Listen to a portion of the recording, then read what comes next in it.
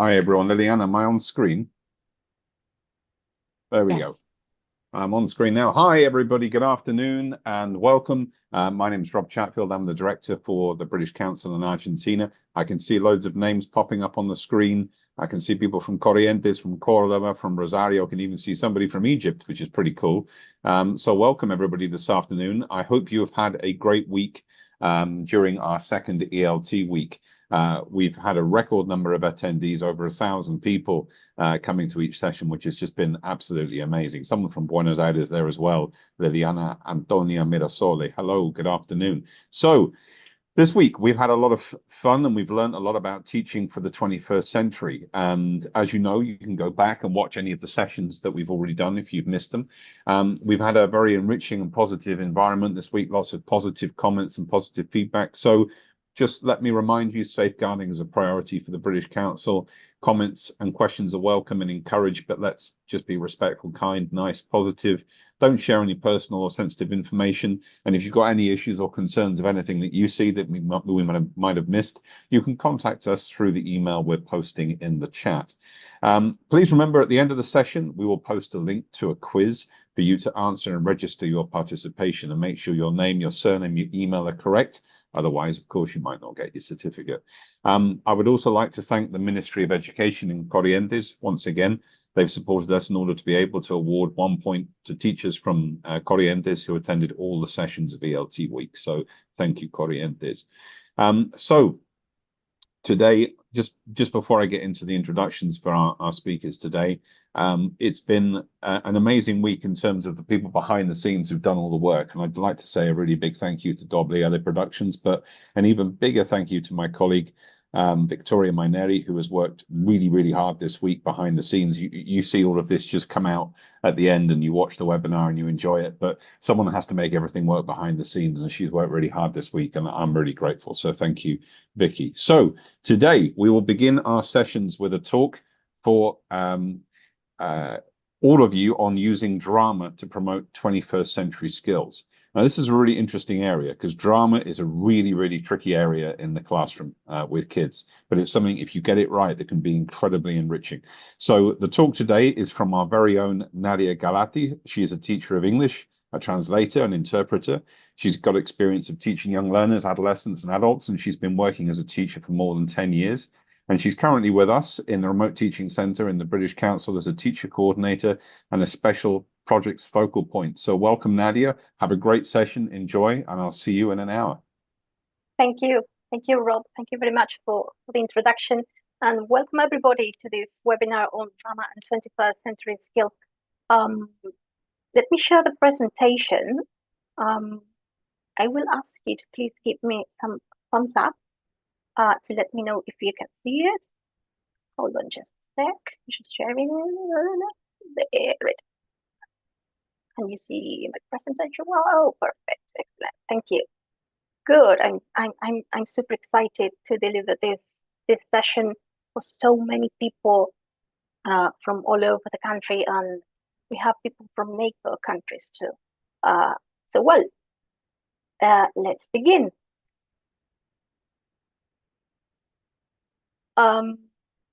Before we begin, I would like to clarify that everything we are going to deal with today, all the examples I'm going to give, everything that you are going to listen to is not only for students of school age. You can apply all this for adults too. So perhaps as I speak, you can picture your groups, your students in your head, okay? Let me tell you that I had the fortune of working with a Shakespeare project last year in remote lessons. So as you can see, versatility is one of the most appealing characteristics of drama. It adapts to any context. It adapts to any age bracket and any modality. So without further ado, let me introduce what we're going to be dealing with in this session.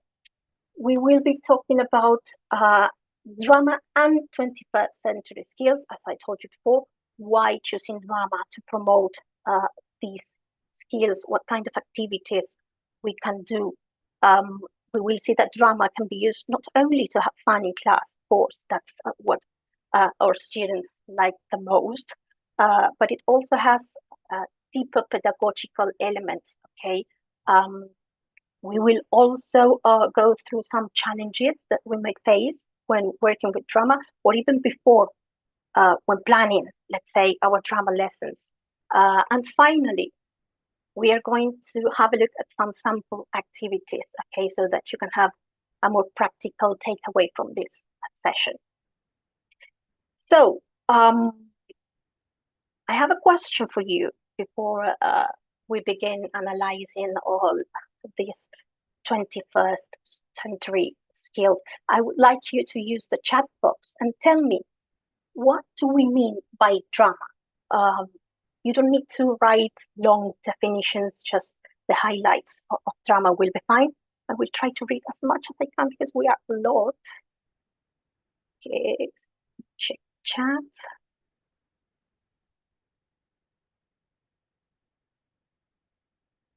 Hold on a second. I can't see chat yet.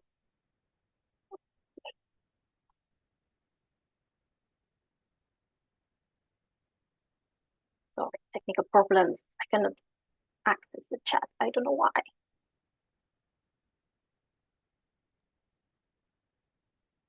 Can you hear me, Nadia? Yes, can you give me a hand? Okay, so body language, role playing, expressing desires and feelings in different ways, reducing the affective filter, passion, interpretation, physical manifestations of teaching, performing stories. It's not theater, it's putting yourself in the shoes of others using your body in an empty space. That's cool. There you go. Thank you very much, Rob. You're right. Yes, well done.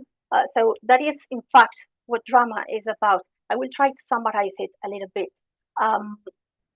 Drama is, in essence, oral, okay? Of course, it can pave the way for some written task, but I mean, the heart of drama is being oral activity. It involves, as Susan Holden defined it, portraying ourselves in an imaginary situation, becoming someone else. But it can also entail imagining a situation which we are ourselves, but then the school, the classroom becomes a different world. For example, a supermarket, a deserted island. So in this way, we can use language in a meaningful context. And this is quite important because sometimes that will be the only chance our students will have to use language as if they were in the real world, at least during childhood. It also involves communication and creativity, which are fostered by using theatrical skills and activities. And communication is always present during our drama classes or during drama activities, even if there is no actual exchange of words or ideas, because it also involves body language. We can communicate with our bodies, with our face, gestures. Of course, we work with vocabulary, we work with form, but we have to prioritize communication, okay? So by now, we have more or less an idea of what we mean by drama. It's not only just putting on a play with our students, but it also includes all these shorter activities that we can use at any stage of our lesson. So let's go further into analyzing how we can use drama to help our students develop these skills, okay? We all know what we mean by 21st century skills, so I will try not to define each of them, but I'm going to address these skills in particular, these that you can see here, and I will try to give you examples of how drama could be a booster for the development of them. Of course, there are more, but I have chosen the most important ones in my experience. You will see that there is an arrow at the bottom which goes through all these skills. That's simply because they are completely interrelated. We cannot have collaboration and interaction without communication, okay? So we are going to see how they connect to. Great, so let's begin with the first one, with communication. This is, for me, the starting point. This is the skill that will give us tools to develop most of the other skills. When we talk about communication in drama, we include both verbal and non-verbal communication. If we think, for example, about performing, acting, having a role in a play, we will definitely have to learn our lines, of course, to communicate the verbal message. But then there is also a non-verbal component that we need to express, gestures, expressions, how our character feels, the emotions, even the hidden message behind those words. And this can be applied to any drama exercise. If we go the extra mile, we can help our students develop further verbal communication skills, such as pace, pitch, tone. We can focus on these aspects and, let's say, raise awareness on how they can help us to convey certain message. We can play with that while rehearsing, for example. We can do it as part of a drama activity. I don't know, perhaps we can ask them to portray a famous personality, okay? And the rest of the class will have to guess who that person is. So they will have to act, speak as that person. This perhaps works best with more advanced students, but as every teacher knows, activities can be adapted, and we often end up being surprised by our students. So it is worth trying. Now, communication does not only occur when a student has to communicate something to an audience, whether it is as part of a play or as part of the outcome of an exercise. Communication is also present during the entire process. We can lead off a discussion on one of the topics related to the play and open the debate. If we are not working with a play, but just doing a drama activity, we can think of a question connected to that. For example, if we are working with emotions and they are doing happy faces, sad faces, we can then ask a simple question like, when are you happy? Or when was the last time you felt sleepy or tired, okay? Another instance in which communication will be promoted is whenever we share feedback. This is really important. It could be feedback to us as teachers. We can ask them, did you like this activity? What would you change? It could be feedback between peers. They can provide feedback after a rehearsal. All that entails communication, okay?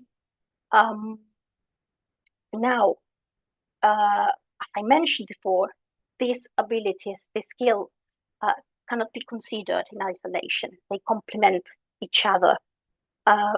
Collaboration and interaction, our next skill, is deeply related to communication. We need communication to collaborate, of course, to interact. In drama, it can take the form of negotiation. Let's think, for example, about the instance in which we have to assign roles, or when they have to decide on who is going to play this or that role. It applies both for on and off stage roles. Who is going to be the director, for example, who is going to be in charge of the costumes, set design, they will have to interact and collaborate. So our students will do tons of work to put on a play, okay? But it's not just rehearsing, learning their lines, drawing the scenography. I'm talking about working together and interacting, offering contributions, and this will help them to build teamwork skills. To boost collaboration, to boost interaction, we can use group activities, for example. We can give each group a situation to improvise a theme. They will work together, they will have to share ideas, they will have to rely on their classmates' contributions, and this will help them with team building. This will take us to creativity. They need to be creative in order to do that. Creativity is present in these collaborative instances. For example, when making suggestions about performances, when making suggestions about scenes. But to get there, we will sometimes have to train creativity, because everybody is creative in their own way, but some students need some incentive, something to trigger creativity. So we cannot expect our kids to improvise a theme the very first time we work with drama. We need to scaffold this type of activities. We should always go from less to more. So first, we can work with something simpler, improvisation activities, for example. We can play with character work. Like, I don't know, now walk like astronauts. So they will improvise how an astronaut walks. Walk like if you were really angry. And then we can ask them to suggest other ways of walking and let loose their creativity. That is just one example. We can also work with freeze frames, mirroring. I'm going to describe all these activities at the end. So this will help our students develop their creative skills. And the more our students are given the chance to share their creative ideas, the safest they will feel, and this will inspire other students. But for this to actually happen, we have to provide the space. We have to let them own the play in all its aspects. If we are doing a drama activity, we have to give them room for contributions. Something similar happens with critical thinking, which is the next 21st century skill. We can help them develop this skill by showing them the path. We cannot assume that they already know how to activate critical thinking. So how can we work with critical thinking in our drama classes? What instances of critical thinking can we enable? The easiest is asking questions, okay? So when reading the script or after a scene, for example, we can ask them, why do you think that this character was, I don't know, sad, happy? What is the relationship between these characters? What motivates the characters' actions? And analyzing the scene, analyzing characters and situations will help a lot to comprehend what they are reading. The play will become something more than just learning the lines by heart. They will start understanding feelings, other people's feelings and emotions. They will start making connections between the characters' feelings and their actions, for example. And then we can move on to creating scenes and solving problems or coming up with solutions that may arise related to props, for example, to costumes, to set design. And what is interesting about all this is that we can foster critical thinking in real life scenarios. We can introduce meaningful contexts and let them create their own scenes, for example. So they will have to make choices. They will have to overcome obstacles while pretending they are not in class. At some point, they forget it's the English class. They are trying to solve a problem altogether. So this, in turn, will help our students to develop analytical and problem-solving skills that they will be useful in adult life. To go a bit further, critical thinking also implies being open to other people's opinions, to new strategies and ways of thinking the world. And speaking about thinking the world, we're going to move to our next skill, which is cultural literacy. Let me drink a sip of water. I'm talking too fast. So, cultural literacy implies being aware of the world that we live in, being aware that there are other cultures, other traditions, other languages. So we are basically speaking of cultural awareness, which is not only to acknowledge the existence of other cultures and other cultural backgrounds, but also to understand and respect them. So how can we use drama to promote cultural literacy? Well, one way is to explore the cultural and historical content of the plays that we are using in class, the authors of those plays, to make comparisons between those cultural contexts and our own. We can also assign different cultural contexts to the drama activities that we work with in a role play activity, okay? Like, I don't know, going shopping, okay? But going shopping on the 19th century, for example, going shopping in Alaska, okay? So before starting the activity, the class can discuss about the cultural characteristics or background in those places or in said time. They can even bring information about a different country, a different era. So they will come prepared to class, and this will open the door to cultural literacy.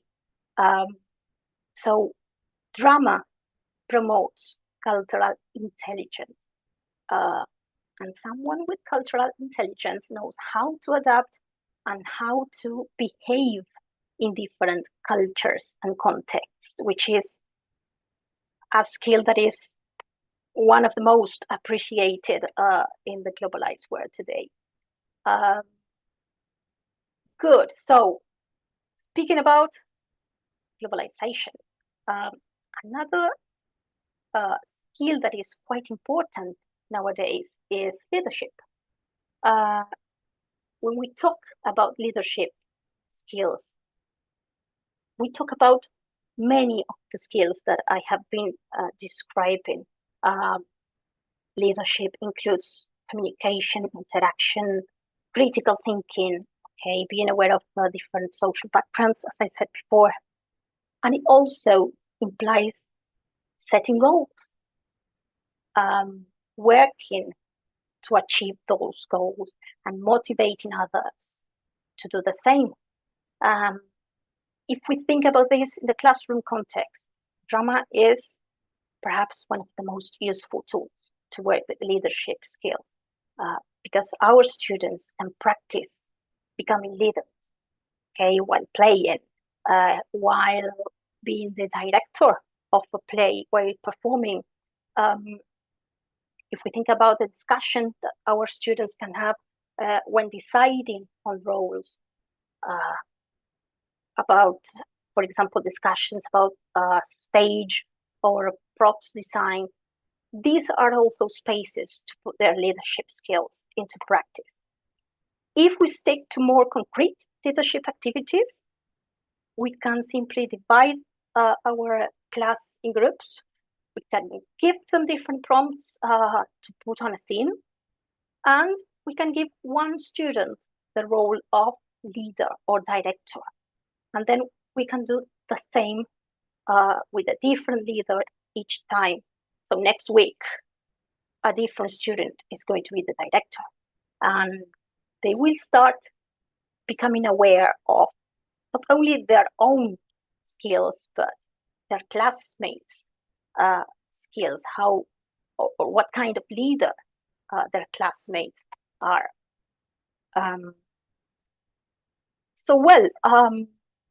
Finally, when working in a drama project, there is a deeper sense of personal responsibility. Remember that I told you that all these skills are connected, okay? A leader should be responsible. Why does drama promote personal responsibility? Because they will start to understand that each of them, each participant, is a vital part of the process, okay? This is also a bit contagious, seeing others giving their best and being committed, making suggestions, most of the time has a positive impact, even on those students who are a bit reluctant to participate. So it is just a matter of finding what drives them, okay? If they like acting, if they like drawing, so they can be in charge of the setting. If they like music, they can be in charge of the music. So once they are happy with the role they have and they have chosen, because that is important, that there shouldn't be impositions. So once they own their role, they will also own the project, the play, the activity, okay? This can only lead to the development of the personal responsibility, which will be useful in other areas at school as well. So, as we have seen up to now, drama will open the door to having fun in class, of course, but it is more than just that. They will develop something more than acting skills. So that is why it's so interesting to work with drama. With drama, I mean, remember, when I talk about drama, it's not just a play. It's not just rehearsing and then, acting before an audience. Drama are also smaller or shorter activities we can use in class. So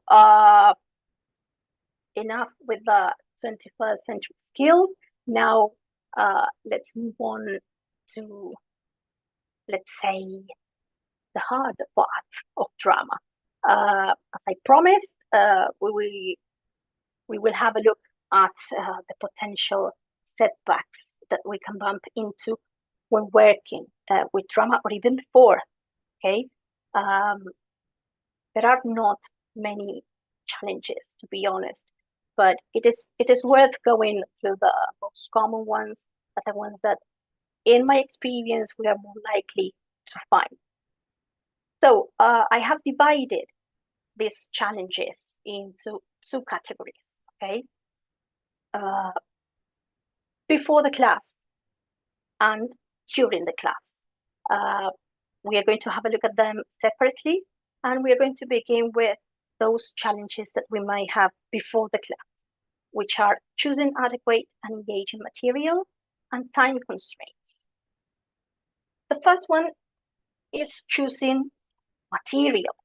There is plenty of material to work with drama. There are lots of resources and activities, lots of plays. So what's the challenge? Well, choosing what's right for our students. Let's begin with the do's. Before deciding on a play, it great if we could do some research and get to know what our students like, their interests, what are their preferences, what types of stories, for example, they like. They like comedy, they like drama, romance. Do they like animals? Do they like science fiction, mystery? Of course, we're going to take age into account here because we cannot ask first graders, for example, if they like drama. Yes. The idea is to get to know them better, to see what they may like or not. Then it's important to make a pre-selection of plays if we are working with a play. So a pre-selection of material in general. Some plays might deal with sensitive topics, and some of our students might not be so comfortable dealing with that. Moreover, our pre-selection will have to consider the size of our class. Has the play got enough parts for all actors? Are there on and off stage roads for everyone? Also, is the length of the play and the lines appropriate? Can we learn those lines then? If we are not working with a play, but just using a drama activity, it will be easier, of course. We can do the pre-selection of activities based on the level of the group or the group characteristics. Okay, if it's a large class, we will choose those group activities. It would be better to work with small groups, perhaps. And then once we have made that pre-selection, it is a great practice to let them choose the play they will put on or the activities they want to work with. In the case of a play, it is really extraordinary, to see how they get involved from the very beginning. They will own the play. They will have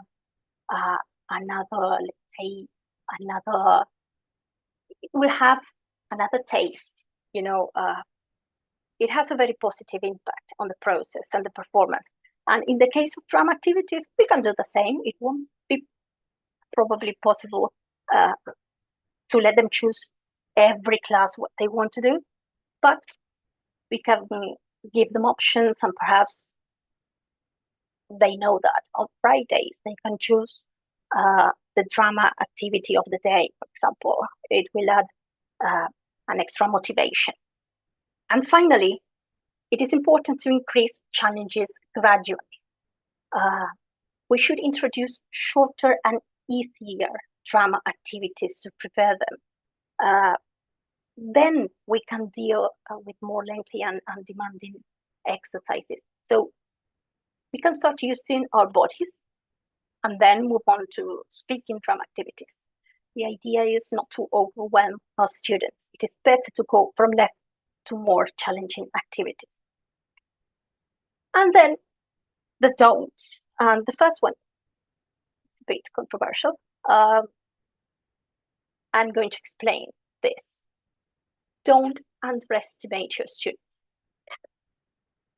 By this, I'm not saying that we do this on purpose or we do this meanly, but sometimes we are worried that perhaps their language level is not enough, okay? But trust me, they are capable of achieving great results. And I know we don't do this consciously, but sometimes it's something we cannot avoid. It's just fear that they may not have the tools to work with drama. But well, we have to be careful with this because we will lose the opportunity, okay? And then don't be afraid of adapting material. I know we are teachers. We are constantly adapting materials. You are language teachers. You are creative, so don't be afraid of adapting drama as well. So give it a try, okay? Once you start gathering material, once you start doing some research, you will see that ideas will come out naturally. So don't worry about adaptations. You can do it. Let's move on to time constraints, which, by the way, we are doing fine. Another concern is not having enough time. Okay, so we say, I don't know, this is a very demanding project. It's going to be a big project, so perhaps it is better to stick to the book and the copy. Well, no, you can do it. I know reading and rehearsing a play, it's time consuming, okay? And some drama activities are time consuming as well. The key is to plan ahead. So my first suggestion is schedule your lessons in longer periods, okay? Plan drama for longer periods. So you will have enough time to exploit the lesson. This will give you a wide margin to work properly, to accommodate furniture in the class if you need to. So if you need to work with groups, you can also have time to prepare those groups. And this is also important. You will have time to close your lesson with a nice, relaxing activity with some metacognition instance. So that is my first suggestion. If possible, schedule your drama lessons in longer periods. Then it is important to think about instructions in advance. Drama instructions tend to be a bit complicated, but if we script instructions beforehand, we can stick to them, we can make them simpler, we can make them clearer, and by using the same commands, the same phrases for instructions, they will start to recognize them easily. And eventually, we won't need a second explanation. That will save a lot of time. Also, set a time for activity. We do this already. The idea here is that they can see how much time they have left, that they can be conscious of the time they have. So we can use a wall clock, we can use the timer on the cell phone, even though it will be a bit small, they won't be able to see it well. But the idea is that they know how much time they have left. I would not recommend this for play reading or for rehearsals, just for shorter drama activities. And finally, create routines. They always help saving time. If students know what to expect, they get organized much faster. For example, if you need to move the desks, if you need physical space, every time you work with drama because you are rehearsing or because you use some activities which imply movement, then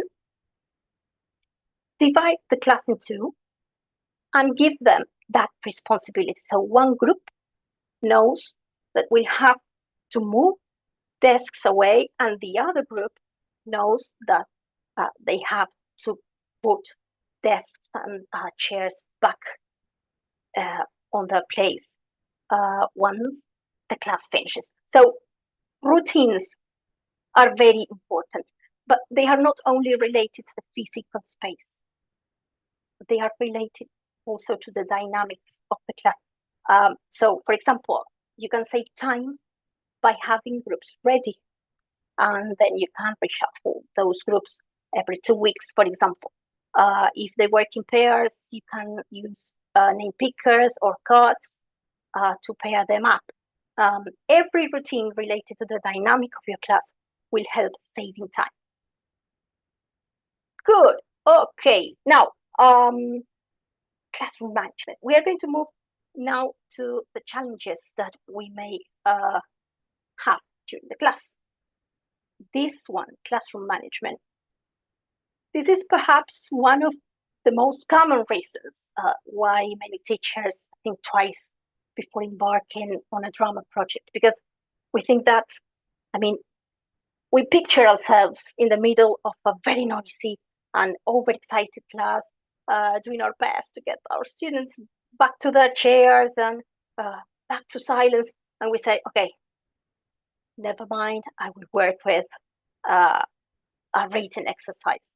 But believe me, it is worth taking the leap of faith, and let's have a look at what we can do to manage our classroom behavior.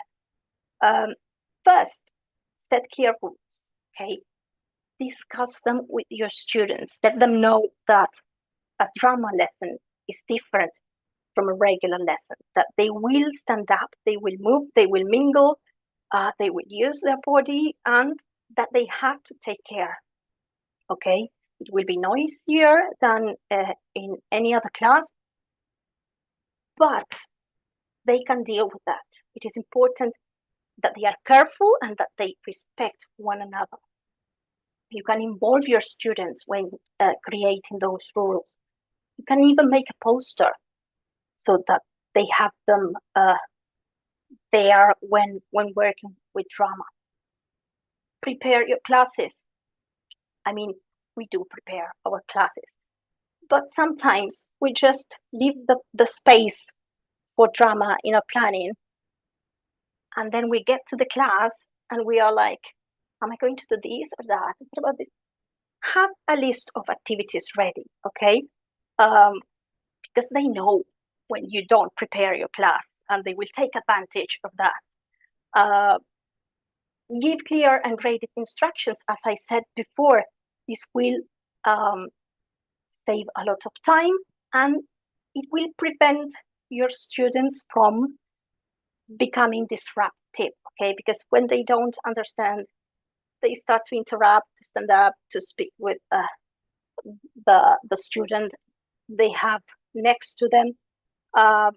Try to keep instructions simple. Use words they are familiarized with. And mind the order of your instructions, okay? That's also important. If you tell them, okay, work in pairs, and then you try to explain what they have to do, it will be a bit more difficult than giving instructions and then telling them, okay, you're going to do this in pairs. Yes? And finally, you can use settlers or breathing exercises if it's getting too loud, okay? So now breathe in, breathe out, let's calm down, touch the sky, touch the ground. They help a lot relaxing. So as you can see, we have many tools for classroom management. And finally, understanding vocabulary and working with pronunciation can also represent a challenge. Work with pre-reading and pre-acting activities such as matching exercises, multiple choice, categorization. Let me show you a very simple example. This is something I used with one of my groups. This was before a character work. They had to learn new words and new pronunciation. So first, I paired them up. I gave them some functional language for them to work. So in this way, they knew beforehand the words, how to pronounce them, and then they could perform the activity, which was walk like a friar, walk like a villain, okay? That's just a modest example. Then use that vocabulary for other activities. So the words stop being a static part of the play. If they can use them for other activities, you can use them for improvisation exercises, scene creation. You have lots of options here. And finally, work on sounds and suprasegmentals as well. You can use drilling, mouthing, you can practice and explore intonation, for example, that's very fun. You can change the stress of the words of a line to see how meaning also changes. Good. So now it's time to have a look at some examples. There are lots of examples. I have chosen a few. The first one is character walks. I have told you a bit what this is about. You have many variations for this activity. They can walk like a character, like if they were, I don't know, worried, happy, sad. They can walk on different settings, okay? These are great and really, really fun. Then we have mirroring. This is interesting because they work in pairs, right? And they are going to decide, they are going to collaborate and communicate to decide who is going to be the leader. And then the other student will have to copy exactly what the leader does. And the rest of the class has to guess who is the leader in that pair. Then we have, well, chain activities. We have lots of chain activities. Here I have an example, but you also have a one-word sorry is a great example of a chain activity. This is a bit more attainable, perhaps, for lower levels. This helps a lot to train your memory skills. So, for example, you can work with emotions. Have a look at this example. So I'm going to say my name and how I feel. And the student next to me is going to repeat that and add his name and a feeling. In that way, you train memory too. Improv exercises. I love this exercise. So you, the teacher, will give an imaginary object to one of your students. They can do this in a semicircle or a circle. So you say, I have a, and that student, we have to complete the sentence with an object. For example, I have a bottle, and they mime drinking from that bottle, and then passes that imaginary bottle to another student who has to say, I have a bottle, and perform a different action, like, I don't know, playing football with that bottle. Lots of improv activities. You can do some research later. Freeze frames. They have to create a scene without sound and without movement. And the rest of the class, if you want to set a bigger challenge, will have to guess what the situation is about. So perhaps, I don't know, someone broke a bottle in a supermarket. They will have to portray that, but with no sound and no movement. And then we have gibberish. Perhaps this is for upper level. They have to communicate a message with sounds. They cannot use words, okay? For example, a rock star answering questions in a press conference. You can do this in groups too. This is really fun. Good. I've done my best to cover everything. To close, before we move on to your questions, I would like to share with you this phrase, this quote by Pablo Picasso. This is, on the one hand, a reassuring truth. Every child is an artist. It's true. Believe me, every child is an artist. They will enjoy, and we can trust our own students with our drama proposals, okay?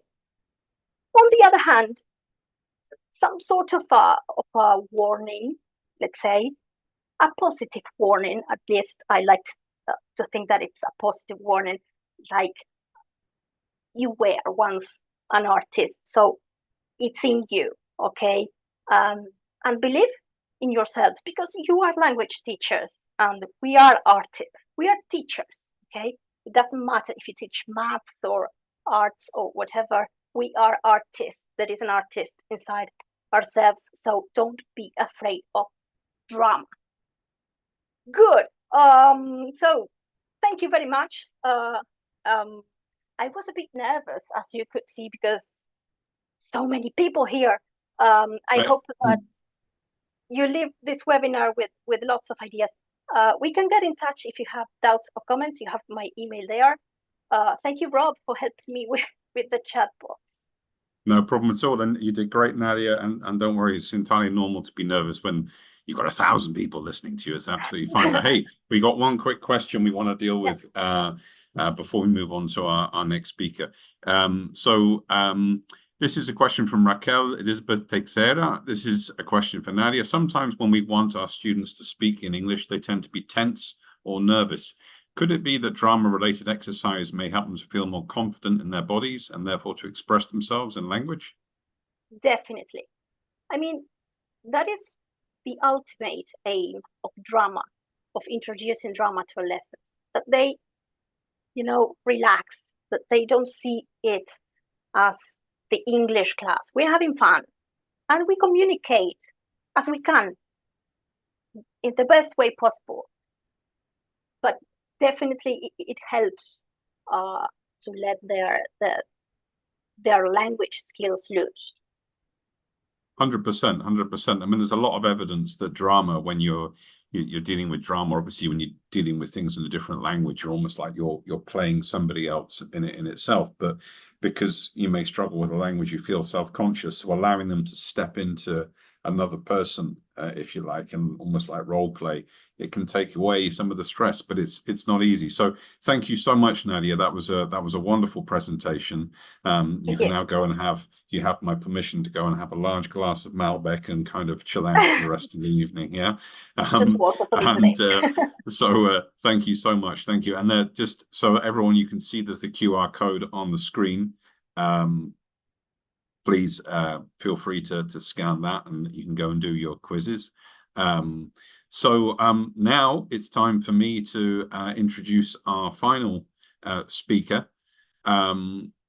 And this is, it's always a difficult thing. It's like closing a festival, like, you're the last speaker at Glastonbury or the last band playing, it's always a bit of pressure. So no pressure, Marcela, everything's going to be fine. So to close our ELT week, the last session for today, we have Marcela Villan, who's a global educator, international speaker, teacher trainer from Buenos Aires, Argentina. Marcela specializes in environmental education and global citizenship. She supports the United Nations 2030 agenda and firmly believes in its inclusion in the classrooms. So Marcela is going to talk to us today about empowering students to take local action. So Marcela, over to you. Have a great session. Enjoy. And we'll be here in the background. Thank you, Robert, very much. Hello, it's a real pleasure for me to be here with you. It's an honor to be here closing this amazing ELT week. And let's see if I can start sharing screen. Let's share a sound as well. Hello, everyone, then. Here I am. My presentation is called Empowering Students to Take Local Action. And let's see if I can make this. Okay. These are some of my achievements. Bob has just introduced me and he has just told you a little bit about myself, about me. And let's have a look at this. Okay, I'm going to tell you about myself.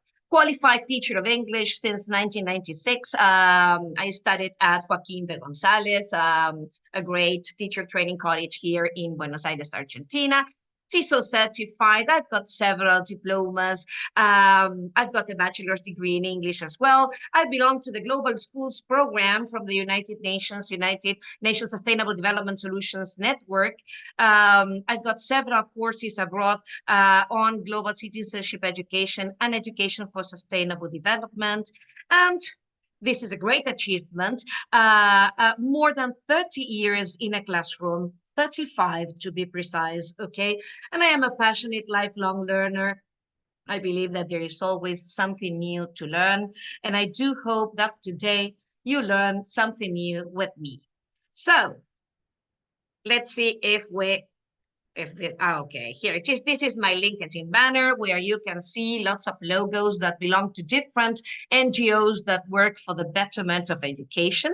I always collaborate with them, and I try to do the best I can to be able to improve education around the world. That's also my Instagram account here, 21st Century Tools. If you want to stay connected, right, you will see it at the end as well. And let's see, I'm going to have a look at the chat box, right? Let's see. Yeah, it's been an intense week, but so rewarding. How wonderful, Ophelia, that you say that. Okay, it's great. Okay. Okay, who said that? You say 8. Okay. Hello. All right. Tell me how you're feeling by choosing one of these amazing paintings, right? Let's see. Wow, there is a little bit of everything, right? So we have some number 3. You're crying. Why are you crying? Are you crying because the ELT is over? The ELT week is over? Well, I hope that's the reason, okay? It's Friday. Oh, hello, Miss Marcela. How wonderful to see friends here. That's great. Okay, well, I hope you're not like number 1. Oh, okay. Number 2 is thoughtful. Maybe you have so much content to include after this week that, okay, now you are thinking about what you are planning to do next week, yeah? Number 6 is exhausting. She's exhausted. Someone mentioned that in the chat box. Okay, that's great. 8. Okay, we are celebrating that we are finishing this amazing ELT week with all the things that we have learned along the sessions. Okay, right? Number 7 is like, oh my God, what are you going to tell me about? What are you going to talk about now, right? Now, I hope you're not like that. And I hope that you are not like number 9, who is absolutely distorted, yeah, with all the information that she received, okay, right? So I hope you are not like that.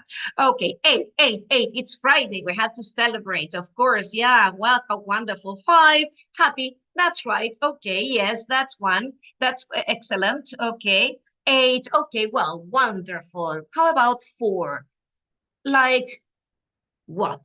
Okay, yeah, puzzled, maybe. Are you like that? Number 9 with mosquitoes, of course. Yeah, I agree. Today they are terrible, at least here in Capital Federal, they are terrible today. Okay, 8, we have some 2 thoughtful as well. Okay, expectant to see what I am going to talk about. Okay, let's see, Monica. Okay, let's see, number 2. Okay, thinking about dinner. You're hungry, Maria Teresa. Okay, that's great. Wonderful. How lovely to see how you all are feeling. And that's great because 5, happy. That's right. 3, crying. Why, Melly? Because it's over. Noemi, number 4. Oh, thank you, Susanna. Pleasure meeting you as well. Okay. Okay, that's right. He's also listening. Just let me know how he feels. Okay. That's great. 5, 2. Okay, good. How wonderful you're all participating. Okay, number 6, shattered. Okay, right. First week at schools for most of you. So for most of us, I'm also a teacher at school. So, all right, your energy. Oh, thank you. Thank you for the comments. Pao, hello. How nice to see some friends here. Lovely, lovely. Okay. And so this is the last session of the week. And let's see what I have to say here. Have a look at this man, right? Oh, from Venezuela, how wonderful. All right, that's great. Okay, welcome. So, sorry, I'm sharing screen. Here I am. So, have a look at this wonderful quote from Sir Ken Robinson. I imagine that you know him. He's a British educator. Unfortunately, he died in 2020, right? But he was also a great orator. His TED Talks still inspire a lot of teachers, right? And he once said, the fact is that given the challenges we face, education doesn't need to be reformed. It needs to be transformed. The key to that transformation is to put students in an environment where they want to learn and where they can naturally discover their true passions. If you remember him, he talked about the element, okay? And I had to tell you that I agree with him. I believe that education does not need to be reformed. It needs to be transformed, okay? And I am going to tell you what the key for that transformation is for me, right? So our agenda today is going to be, first of all, I'm going to tell you why we need to transform education, in my opinion, again.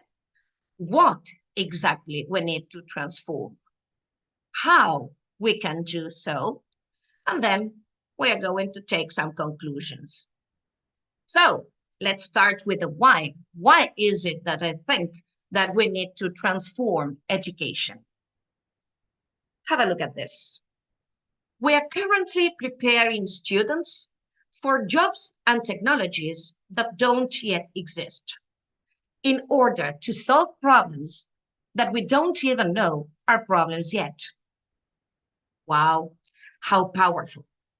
And of course, we all know that it is like that. Sorry, I want to read the chat box, right? But it opens. Okay.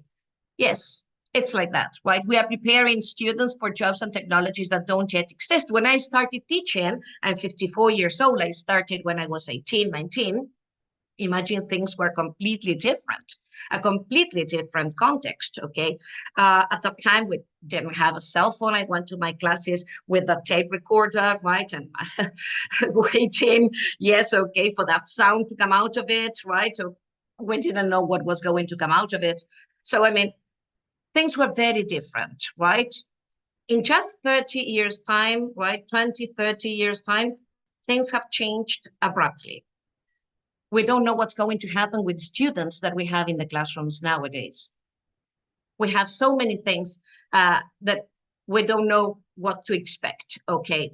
Now, do these situations look familiar? Do you ever get any of these situations in your classrooms that used to say cell phones all the time, bored students, right? Students talking and talking about anything but not what you have to, what you are teaching in class. Someone like Tom trying to pay attention but sleepy. The other one that is a bit angry, or I don't know what happened to him, as I imagine, yes. Let's see if I can read the chat box. Let me see if I can, no, I cannot. Yes, Tom, okay. All of them. Number one, definitely. Yes, all of them. Okay, okay, great, great, great, great. That's wonderful. Okay, thank you for all your answers. I imagined. Okay, that's right. Yes, all of them with, okay, some sort of, yeah, that's right. Diagnosis, all of them. Same in Chile. Okay, Maggie, that's right. All of them, definitely. Of course, that's great. Yes, I knew that that was going to be the answer, right? Of course, not 100%, but we know that these situations are familiar. Now, we know that times have changed a lot. The world is moving, and it is moving very, very, very fast, okay? Things are changing all the time. There is a big demographic change. Population is increasing, okay, all the time. Lots of environmental issues that nobody talked about 20 years ago, right? When I went to school, 30 and a bit more.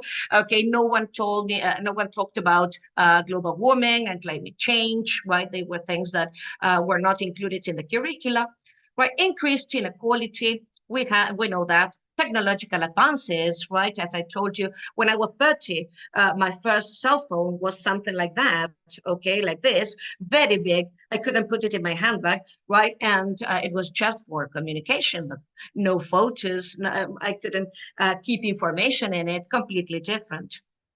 Globalization, political uncertainty, right? And children absorb all this, right? But things are changing. Times have changed, and we're still teaching in the same way. So what is it that we need to change? I want to read the comments in the chat box first. Let me see. Okay, economy, of course, right. Yeah, lots of things. Climate, health, right. The famous break. I'm not a teacher, but okay, yes, of course. I want to teach. Great. Economy, politics, climate. Okay, good. Using dynamic methodologies, and that is something that we are going to try. Empathy, yeah, well, good. The way we teach nowadays needs to change, of course. Wonderful. Education should respond to students' reality. That's wonderful. Well, I love all your answers because they are connected with what I am going to tell you about. So what is it that we need to change apart from all the things that you have just mentioned? content, right, that we take to the classrooms. But I imagine that all of you here are teachers of English. I don't mean that you have to change, passive voice and reported speech and conditional sentences. No, of course not. If you need to teach that, you need to teach that, of course. But the content that we take to the classroom has to be much more than that. Because we don't just teach English. We have to remember this. We are teachers of English, of course, but it's not that we don't, we teach just English. We teach human beings.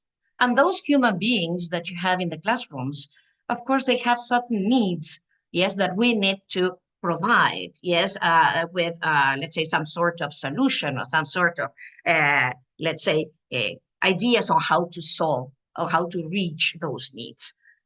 Also because we have a big asset in our classrooms, which is English as a lingua franca. English is the language that communicates the world, okay? So we have to take advantage of that. And we have to use all the material that we have online and that we have in social media and that we have, let's say, in different, television programs from all over the world. Yes, we have to get them, to get that material, to get those videos, to get those things and take them to the classroom. So the content has to change. Now, how? Here I am going to tell you about the Sustainable Development Goals. Have you ever heard about the Sustainable Development Goals? Do you know what they are? Let's see. We must teach English for life. That's right. No, yes, yes, no, no. Yes, no, no. Okay, no, yes, no. Okay. All right. I've worked with them. Wonderful, Veronica. Congratulations. Yes, yes. Okay, that's wonderful. Some yes, some no. Okay, there is a bit of everything. That's wonderful. For the ones that say yes, I am going to tell you how to work with them in classrooms. And the ones who say no, I'm going to tell you what they are. Right? So let's go back to this, right? Sustainable Development Goals. These Sustainable Development Goals were created in the year 2015 by the United Nations. We all know the United Nations as a body created in the year 1945 after the Second World War with the purpose of getting countries together and just get peace around the world. Then, of course, at first they were just 51 member states, and then all countries around the world started participating in this body. And today, the United Nations covers and works with all governments around the world. Now, the Sustainable Development Goals were created in the year 2015, and they are supposed to be achieved by the year 2030. They are also known as the SDGs, the global goals, the United Nations 2030 agenda.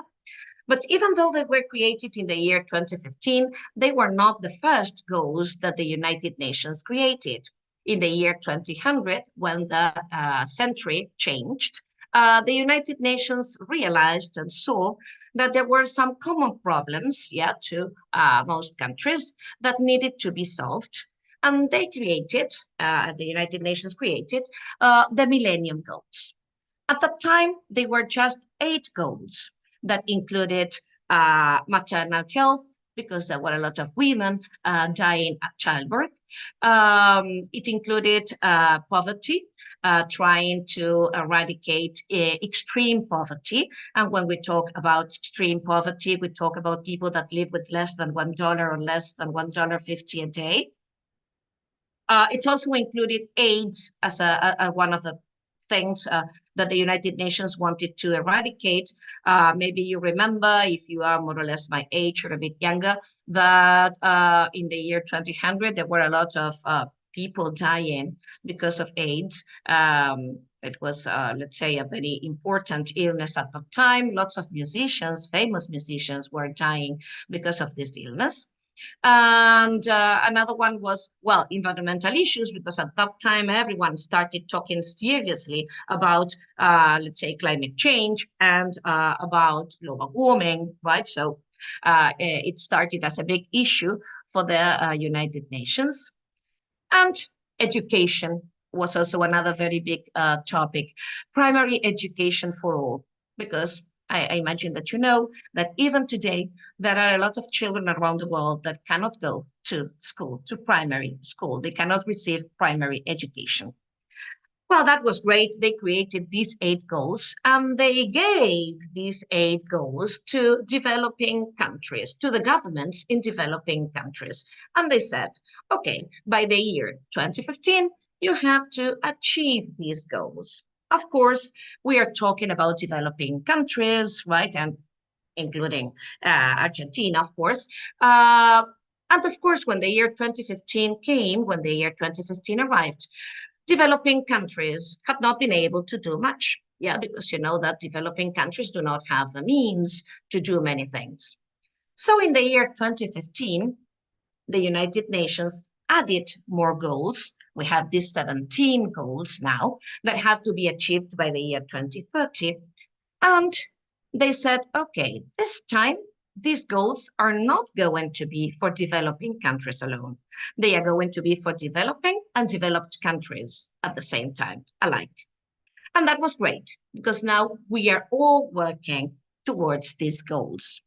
And there is something else. We know that the United Nations works with governments, but in the year 2016, Antonio Guterres, who is the Secretary General of the United Nations, came out and said, we all need to work for these goals, because if we don't work together, we are not going to achieve them.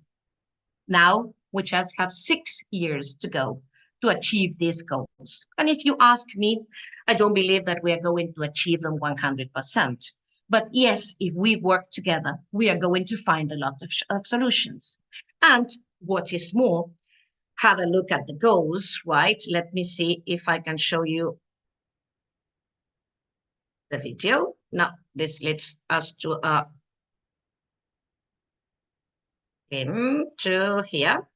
Okay, let's listen to this video, which tells you about all the goals that we have to work for.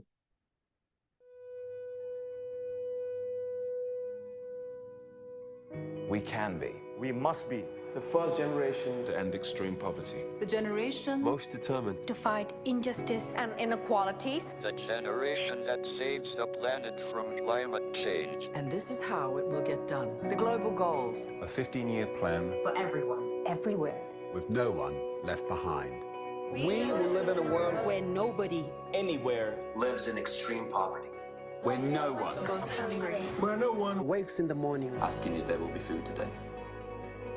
We will live in a world where no child has to die of Diseases we know how to cure. And where proper health care is a lifelong right for us all. We will live in a world Where everyone goes to school. And education gives us the knowledge and skills For a fulfilling life. We will live in a world where all girls and all women have equal opportunities to thrive and be powerful. and safe. we cannot succeed if half the world is held back. We will live in a world Where all people can get clean water. And proper toilets at home, At school, and at work. We will live in a world where there's sustainable energy for everyone. Heat, light, and power for the whole planet. Without destroying the planet. We will live in a world where economies prosper. a new wealth. Lead to decent jobs. for everyone. And we will live in a world Where our industry our infrastructure, and our Best innovations. Are not just used to make money, but to make all our lives better. We will live in a world Where prejudices and extremes of inequality Are defeated inside our countries, and between different countries. where people live in cities and communities that are safe, progressive, and support everyone who lives there. where we replace What we consume. Planet where we put back what we take out of the earth. We live in a world that is decisively rolling back from climate conditions. where we restore and protect the life in our oceans and seas. will restore and protect Life on land. The forests. Animals. the earth itself. With peace between and inside countries. Where all governments are open. And answer to us for what they do at home and abroad. And the justice rules. With everyone equal before the law. Where all countries and we their people. Work together. And partnerships of all kinds. To make these goals a reality.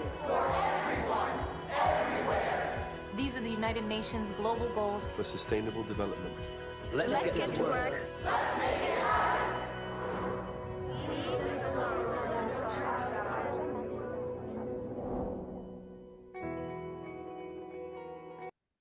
Let's make it happen. And I can see lots of famous people in that video, because the idea is that we are all into this, right? That we all should be into this, right?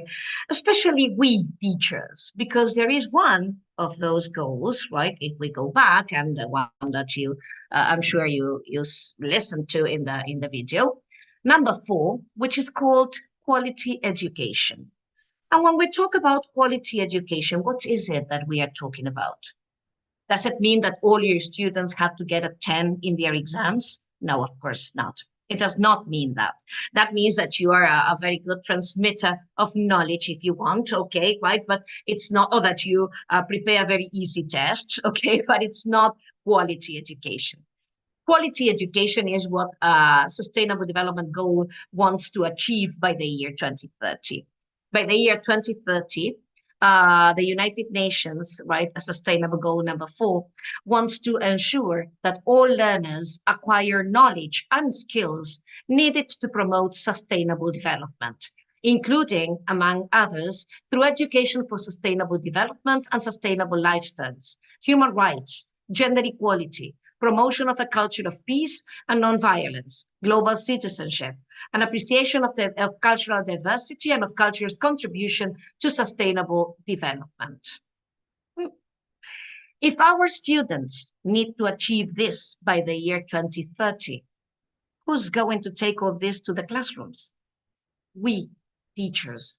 That's why it's so important that you get to know about these SDGs and how to take them to your lessons, because the world needs us and it needs us now. So you, as a teacher, have a very important role to play in these Sustainable Development Goals. Now, not the video again. Here it is. What is sustainable development? Have you got any idea? El desarrollo sostenible. Everyone talks about that nowadays, okay? But what does it really mean? Let's see. Can you write it in the chat box? Okay, I'm sorry, but I cannot see the chat box. Here it is, okay. All right. Okay, how wonderful. It's a really wonderful experience to work with the UN, of course, that's right.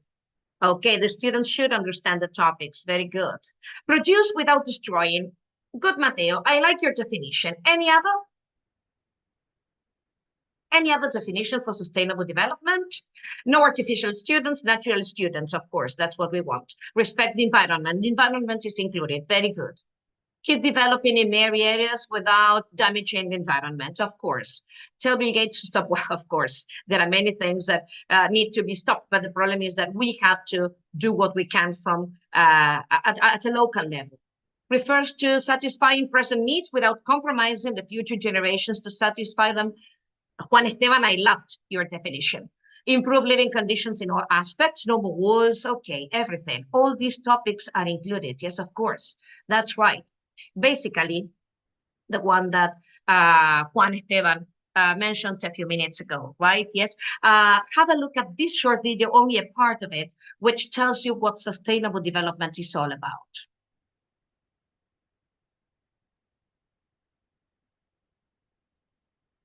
Let's see. This September, 193 countries will meet at the UN to adopt new global goals. These 17 goals provide a roadmap that will help the world achieve sustainable development. But what exactly is sustainable development and how does it affect us? Sustainable development is development that meets the needs of the present without compromising the ability of future generations to meet their own needs. But what does that mean? Everyone understands the need to grow their economies, but not everyone takes into account the negatives that unbalanced economic growth can have on the environment and on people's well-being. It's time to change that by looking at the world in a different way. The Sustainable Development Goals will help us to do that. Sustainable development is about the big picture. It's about improving the lives of everyone, everywhere, and achieving all these things together. But it's also about the details. That means we want economies to grow, companies to thrive, and people to have decent work. We want to create new, innovative technologies, but not by harming the environment. We want everyone to have access to nutritious food regardless of where they live. We want affordable and quality education for everybody, not just a few. We want freedom of speech, but we don't want that to mean violence. But how can we achieve all of this, and where do we even start? Well, the 17 goals will mean member states, alongside civil society stakeholders and major groups, will be working together for the next 15 years, looking at ways we can do business differently so that everyone gains. Of course, this video was made in the year 2015 when these Sustainable Development Goals were created. But that was just a summary of what sustainable development means. Of course, all these wonderful things that we want from the world, yeah? But if we don't act, the world won't change. So we need to act, and we need to act quickly. And you know why? Let's change this. Because the world becomes what we teach. Have a look at this powerful phrase. The world becomes what we teach. What you take to the lessons will be our future. So please, let's take the correct things, right? The world becomes what we teach. Absolutely powerful phrase. This is a book written by Zoe Well. Zoe Well is the founder of the Institute for Humane Education. Yeah, I know that you love this phrase because I loved it from the very beginning. Yes, the moment I just saw it, I said, my God, how powerful. The world becomes what we teach. So I was telling you that Zoe Well is the founder of the Institute for Humane Education, for which I have the big honor of being part of and being local coach. I'm local coach for Argentina for the Institute for Humane Education. And it's really for the framework they have to take to the classrooms. It's really amazing. I'm going to introduce it a little bit today, but there is much more to this, of course, right? So what is it that we need to do? If we need to act now, we need to break our classroom walls. Be careful. Don't take it literally, okay? Because I don't want to break the classroom walls like this, because I'm going to start having problem with all the heads and all the school owners, right? And that's not what I want. When I say that we have to break the classroom walls, it's that we have to globalize our lessons. We need to take global action. And to be able to take global action, we have to get our students, we have to make our students act for these goals. We have to make our students get the skills, the knowledge that they need to act for these goals. So this is what we need to take to our lessons. Now, how? One of the great things that you can take to your lessons is project-based learning. Project-based learning is a kind of methodology that you take to your lessons in which your students are going to work on solutions for these sustainable development goals. How does it work? You provide a question to your students, a driving question. Remember Claudia Ray on Tuesday talking about the importance of questions? Well, of course, here it is. You provide a driving question, which has to be a very powerful question, of course, so that they can start investigating, right? The question can be, for example, to what extent do you think that education will improve in the next 5 years? To what extent do you think that, for example, renewable energies are going to be adopted, right, in the next few years? I don't know. You choose the topic you want to deal with, because now textbook, course books bring these topics to the lessons. So take advantage of that, right? When you start a unit which is connected with this topic, right, with one of these topics, take advantage of this and create one of these projects, okay? Project-based learning, right? So what you do is you provide with a driving question. Through that driving question, your students investigate what's happening globally, what's happening at a national level, what's happening at a local level. Now you're going to tell me, Marcel, I work with little kids. They cannot do that. Yes, of course they can. Yes, they can go home and ask their parents, Papi, Mommy, do you know what's happening in the And we can all investigate together. They can all investigate together, right? Then they take that information to the classrooms, right?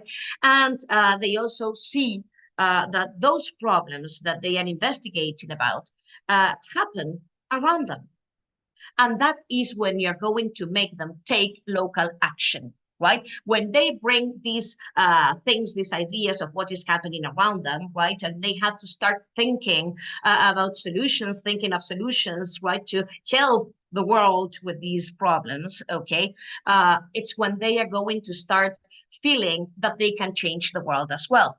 And they are going to start feeling optimistic about their futures, right? So please take these things to your lessons. Now, global, national, and local. Our students have to get to know what happens around the world. Yeah. Sometimes they travel around the world and they don't even know where they are going. Well, try to show them where they are going, where they go, and what's happening there. Try to show them all kinds of realities, right? Open their eyes to the world. Yeah, we have a lingua franca. That's wonderful. Use videos, use documentaries, use I don't know, if you can connect with classes around the world, that's even better. But I mean, open your students' eyes to the world. Yeah, when you teach animals, don't teach just animals that are around them. Yeah, teach animals from all over the world. When you teach clothes, right? Yeah, don't just teach what kind of clothes they wear nowadays. Just teach what clothes they wear in India, what kind of clothes they wear in Pakistan, in other countries around the world. Show them that there are people around the world that are different, that live differently, right? And they have other needs as well, yes? But that we have certain problems that we all share. These 17 Sustainable Development Goals. So let's start taking action together. How? I don't know. For example, with very, very, very simple things, right? If you are reducing plastic, well, try to make them do something with the plastic bottles they take to school, right? If you are trying to reduce paper, the quantity of paper, try to work on that, right? If you're trying to work on poverty, try to make them collect things to take to different parts of the area in which there are poor people and need some things. So, I mean, there are very different contexts and there are very different realities, but these problems affect us all. Yes, and if you just look around, they are everywhere. So please, let's make your students take action. That's very important. And this is a word that has been coined because of all this, which is global. That is to say, global and local. Think global, but act local. Your students have to get to know what happens around the world, but at the same time, they have to act locally. They cannot go and help people in Africa. They cannot go and help people in Asia. But if they just look around, they will see that all these problems are around us. Yeah, and so they need to act locally with very, very simple things. Every single step counts, okay? I want to read the chat to see what you're writing. Recycling, okay. No veo la profesora. Here I am, reduce trash to teach recycled processes. Okay, that's one of the things, right? Okay, recycling is one of the things, the 3 R's, of course, that's it. But then, as I said, if you're working on education, for example, maybe they can collect books or they can prepare stories to take to children that do not have access to books. They can create a sort of library, right, to give books to children that don't have access to them. There are many different ideas. There are as many different ideas as children you have in a classroom, because children are amazing. They can think about a lot of very important projects that they can do. For example, last year I had a group of students who wanted to make toys out of plastic boxes, right, and plastic bottles to take to hospitals, right, and give to children that are, let's say, there at hospital, right, in the hospital, and in hospital, sorry, and that, I mean, it was Children's Day, I think, and they wanted to take them. So, I mean, they are amazing. Your students are great. They have great ideas. Take advantage of that. Yes, please. But remember, they will have to think global first and then act locally. Global, national, local, right? That's how we go. Yes? And this way, you will be working on students' thinking skills, a topic that has been covered so much this week. Yes, remember Danila with making thinking visible, right? And remember also Eugenia and Paul talking about thinking skills, right? Okay, and you will be working on different kinds of thinking skills: critical thinking, system thinking, strategic thinking, and creative thinking. You are going to be working on critical thinking when you make your students look for information and you make your students discern what's true and what's not, okay? You will be working on strategic thinking when you are going to make your students think about strategies to solve that problem. You are going to be working on creative thinking when you are going to make your students create a solution for that problem. Think of a solution for that problem. But let's concentrate on system thinking. What is system thinking? The world is made up of systems, right? We're not just one system. They are different systems interacting. The economic system, the environmental system, the societal system, the educational system, and all of them interact some way.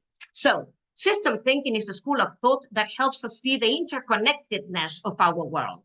It is a way of making sense of the complexity of the world by looking at it in terms of wholes and relationships, rather than by splitting it down into its parts. And I am sure that you can take this to your classrooms by using the iceberg model. This iceberg model is a wonderful tool that you can take to your lessons to make your students see what is the origin of the problem that they are going to deal with. This is an iceberg, and as it is usually said, we just see the tip of the iceberg, right? But there is a lot of ice, yes, below the surface, right? Okay, the same thing happens with the problem. Maybe we just see a part, okay, but there is a lot, yes, to the problem that lies below the surface. So let's make your students think. Again, you're going to tell me, but they are little kids, but they know how to think. And if you teach them and if you train them to think, their thinking skills will become better as they grow up, right? And we need that. Remember, we need to work on thinking skills, yeah, because thinking, right, is a skill that can be taught, yeah? So please, yeah, it's a skill that can be learned, yes? So please, if we teach them accordingly, they are going to learn, yes, these thinking skills, and they are going to use them better in the future, right? Little kids, if you have to resort to Spanish because you need to, because they cannot express themselves, do so. Then you will go back to your vocabulary, you will go back to your things, right? Reteach vocabulary so that they have all the tools that they need to be able to talk about that topic, okay? Please do so. The children need this.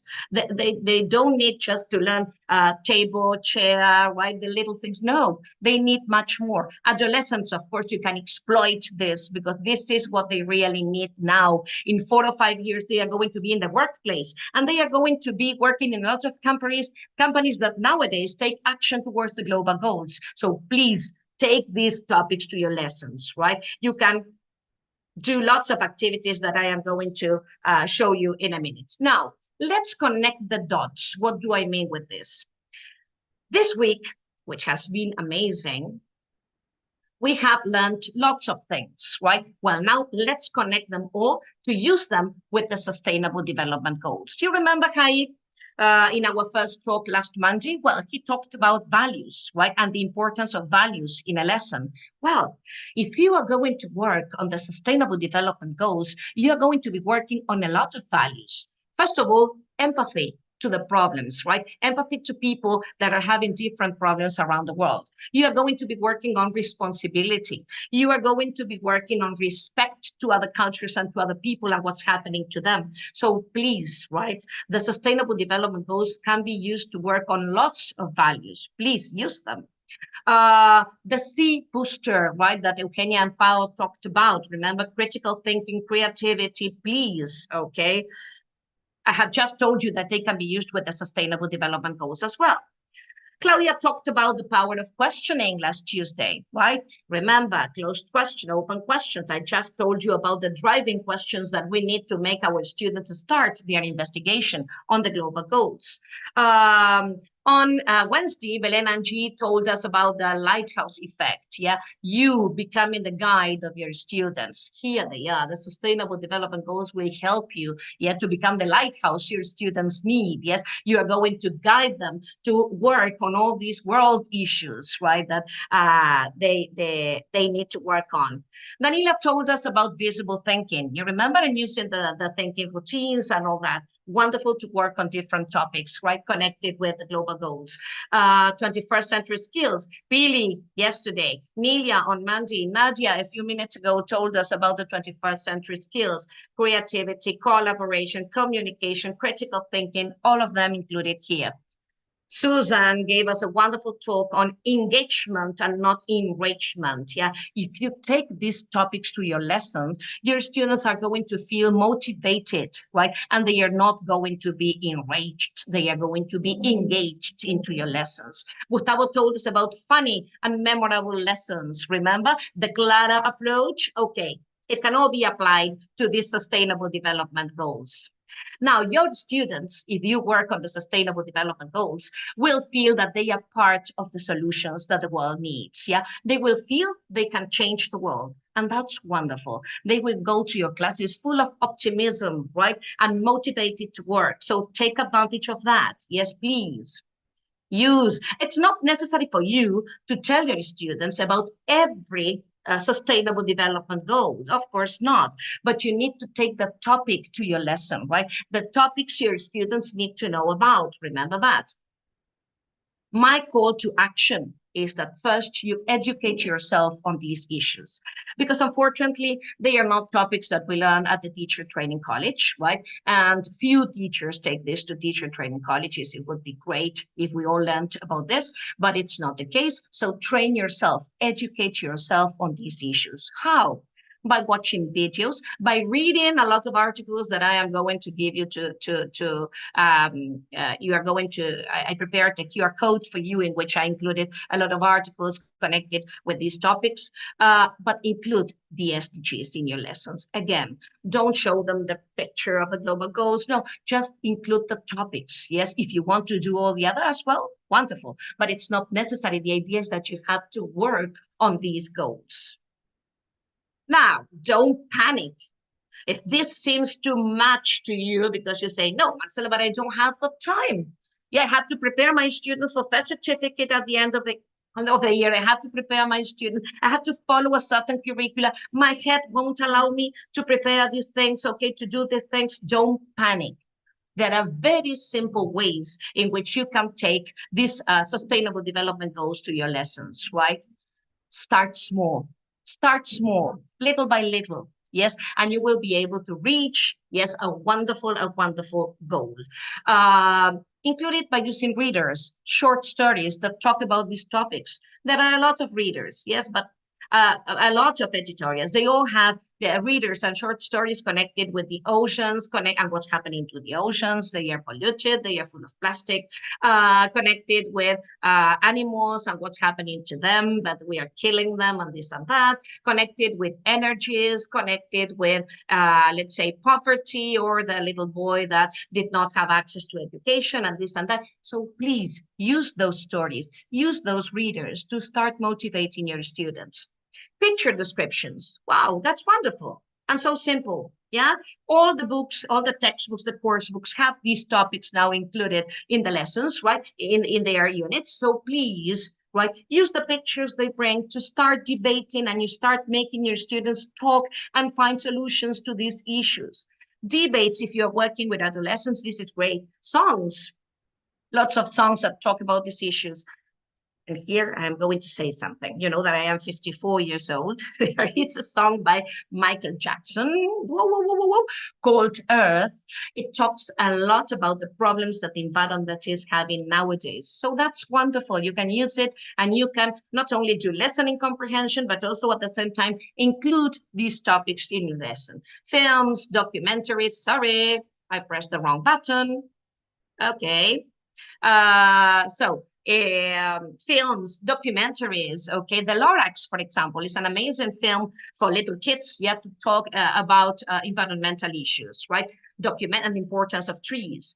Documentaries, right? Okay, that talk about, for example, climate change, or that talk about the quantity of poor people around the world, or how to deal with war around the world, and this and that, yeah?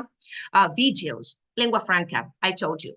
Infographics, right? They are great, yeah, because you have data and you have figures that you can use in your classrooms, right, to talk about certain issues. Biographies. I imagine that if you are language teachers, you all teach how to write a biography.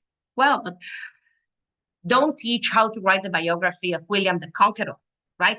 Teach your students how to write the biography of, for example, Jane Goodall, who has done so much about our environment. Teach them to write the biography of Malala, Use Malala's biography, right? Malala Yousafzai, who has done so much for education around the world. Yeah, who is doing so much for education around the world. The biography of Greta Thunberg, who's doing so much for climate change. So please, let's make this real. Yeah, let's take all this information into your lessons, right? Then, I would love it if by the end of your day, you could leave school and say, today, I have done something small. What about you? And feel proud of yourself because of what you have done to the world. And that's amazing. If you can do that, that's great. Because remember, the world becomes what we teach. Yeah, that is very powerful. The world becomes what we teach today. The world will become what we teach today. So please teach the correct thing. Create a generation of change makers. The world needs us. The world needs us now. So you have to act now, not tomorrow, today. Just do it. Act now. Small actions multiplied by a lot of human beings, a lot of people will create the big change that we need in the world. So let's see, after everything that I have told you, right? What's your takeaway today? What is it, that one thing that you have learned today with me? Come on, I want to read you in the chat box. Difficult, but not impossible. Of course not, Ines. No, start small. Remember that. Yeah? So, how can we change their habit? That's possible. Okay, just one thing that you have learned today. Did you know the Sustainable Development Goals? Global, good. Global, good. Changes, global. Thank you, Leah. Thank you very much. Okay, global SDGs. That's right. Educate for the future. Yeah, thank you. Okay, start local. Act, yes, SDG awareness, system thinking, of course. The iceberg model, change makers, right. The concept of local, that's right. Yeah, we can include SDGs more easily than expected, of course. Yeah, shake minds, absolutely. I love that. Yeah, do not teach the same. Actions speak louder than words. Yeah, of course. Small steps, big changes. Don't panic, okay? System thinking, teach globally and act locally. That's right, yes. Okay, that's right, yes. Okay, wonderful. Yeah, small steps, big changes. Well, boost awareness, love to the iceberg model, it's great. Yeah, then in the all the material that I am going to give you, we shouldn't underestimate what our students can do, of course not. They can make a difference, they can, yes, and they can think of amazing solutions. They can think of amazing solutions, I swear that, yes, so please, right, do not underestimate them. Sometimes we don't do them on purpose, as Nadia said a few minutes ago, right, but we just think, oh no, they are little kids, I cannot talk about these issues with them. They are little kids, they won't be able to deal with the topic. They can, right? If they are adolescents, they must. Okay, so I mean, you have to take these issues to your lessons, right? And just do it. Be the change, take the challenge, right? And start working on the SDGs. And just to finish, right, I'm going to show you this video, which I hope inspires you more than what I have done.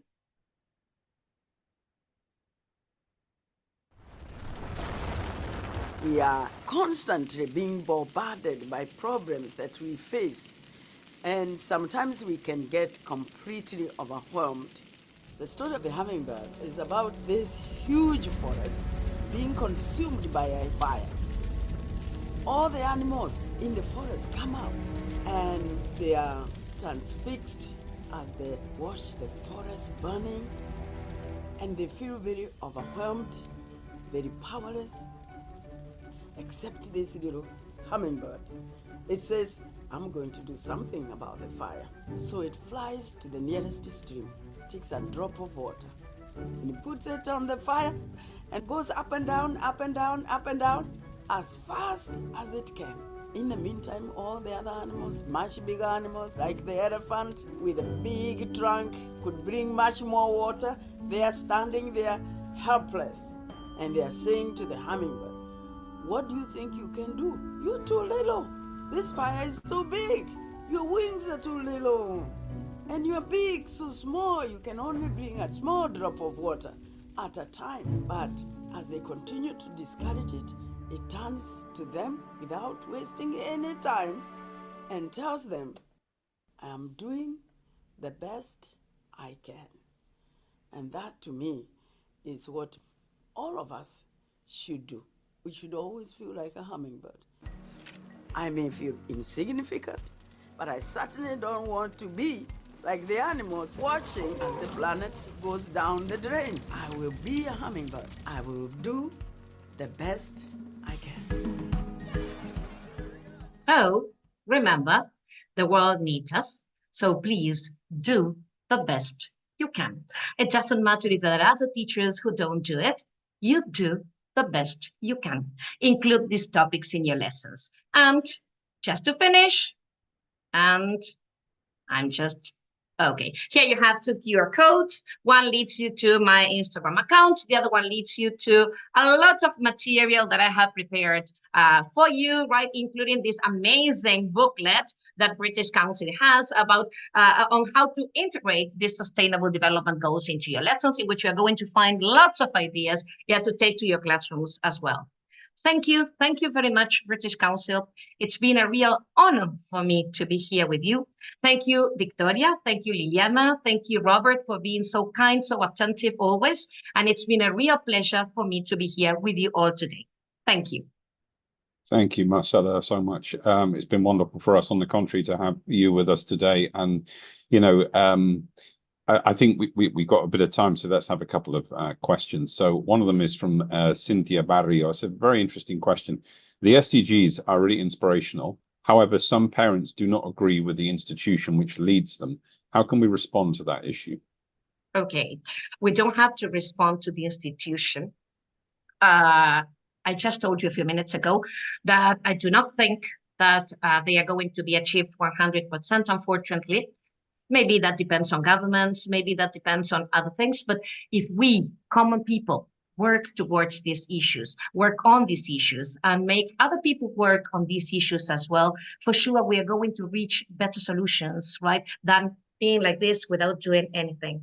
So that is what I mean. Let's take these issues to the lessons, because we need solutions. We don't have to wait for people to, let's say, arrange or solve all the issues that we have around us. No, we have to act for them. So please take these issues to your lessons and make your students think about solutions, right? In just a few year times, they are going to be in the workplace, right? And they will be working on them in big companies, in multinational companies, or with countries around the world. They need to know about what problems they need to face and what problems they are facing nowadays. Indeed. And, you know, it's a really interesting, I mean, you know, it's great we've had this to end the week, because part of my role is actually leading on environmental issues in the British Council in the Americas. And one of the things I've been trying to do is to raise, you know, just within our staff, the consciousness about the climate emergency. And what was really interesting, at the beginning of last year, I did a presentation that was talking about the danger faced by the global warming, and if the planet warmed more than 1.5 degrees, then basically permanent damage was going to happen that could not be reversed. And at that time, so beginning of 2023, they were predicting 2030, 2035, that might happen if we didn't act. It happened last year. It happened in 2023. The whole planet warmed by more than 1.5 degrees. This is, so it's like, the thing is, the problem is we're all bombarded all the time, and we can see now everyone's bombarding us with claps and the heart. Everyone's bombarded all the time by news and things that are going on. And, you know, I live in Buenos Aires, same as you. And so at the moment, there's an awful lot of conflict, an awful lot of challenge going on in our lives. We've got, you know, there's the war in Ukraine, there's the war in the Middle East. It's all really, really difficult. But then we all forget, it's very easy to forget because there's no focus on it, that the single greatest challenge to the future of our planet is our own damage to the environment, and the fact that we're not doing enough. So everyone has to act. And absolutely, I encourage all of you teachers. There's about 1,000 people with us today, which is just amazing. All of you to bring this into your classes. Yes, bring it into the lives. Raise the consciousness in your students, because they're the future.